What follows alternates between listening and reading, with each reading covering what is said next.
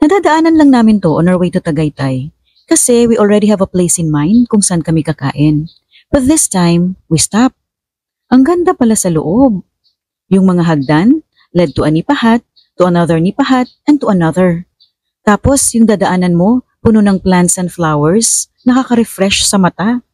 Yung mga nipahat nila are covered by a net, so less worry sa lamok. And the exciting part, mga pagkain. So these are the foods that we ordered. Malasa naman lahat, hindi tabang.